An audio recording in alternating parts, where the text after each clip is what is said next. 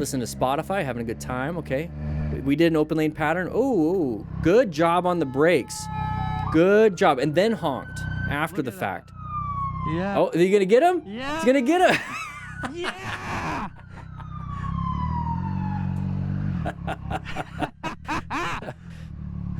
It is what it is. It is, yeah, it is what it is. Yeah. Shadows. All right, so I want to point out here, look at this is a great visual of what we talk about in the plan method.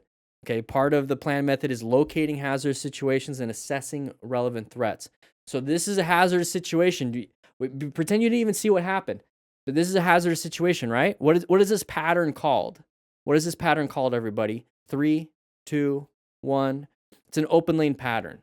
It's an open lane pattern. So what we have is a big open lane to the left, and we have a stack of cars on the right, and we are stuck. I see you guys now saying it. I love it.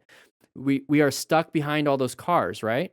So typically, we get pissed off when car drivers switch to the open lane because we're coming up, and then they hit us, right? Because they didn't check their blind spots, right? It's a natural human behavior to not want to be stuck there when you see an opportunity. So what did the motorcycle rider do? Did a head check. Good. Moved to the open lane.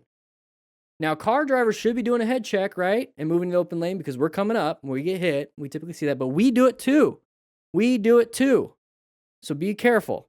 Now we're in the open lane, and then there's that long stack of cars. Now, when it comes to position for safety, right? We're locating. We're constantly going through this as a cycle.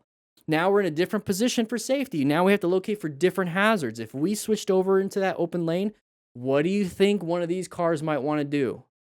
Switch over. Now, when it comes to like a heavy congested traffic area like this, and we see possible intersections, that's part of locating hazardous situations, that parking garage is an intersection. We have lights up ahead, that's an intersection. And there's just so much traffic. There's pedestrians all over the place. What is it that we should be doing for ourselves to make it to where our total stopping distance is really good, to where we have escape routes to the left or the right, or emergency accelerate or emergency braking to slow us down, possibly stop? We have to be prepped and ready. So don't go super fast. Maintain a decent space cushion with everyone. Constantly be scanning for hazards. Have an escape and cover your front brake just in case. And if you need to, find that escape and accelerate out of it. So you have all these different options that you have. Okay, but these are all things that we need to prepare for, because if somebody comes out and starts doing this, you see how he perceived, he reacted, and he's reacting right now, putting his hand on the front brake. And then since we're not going super fast like typical motorcycle riders are doing, we're not going fast. We're just going very slow with the flow of traffic. The total stopping distance is very easy to stop in time.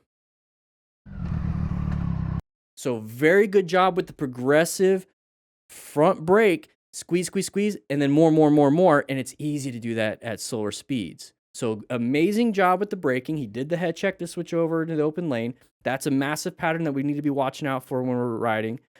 Did this. And then on top of it, we have a cop that witnessed it all. And the cop's like, I'm going to deal with this. I love that. Yeah!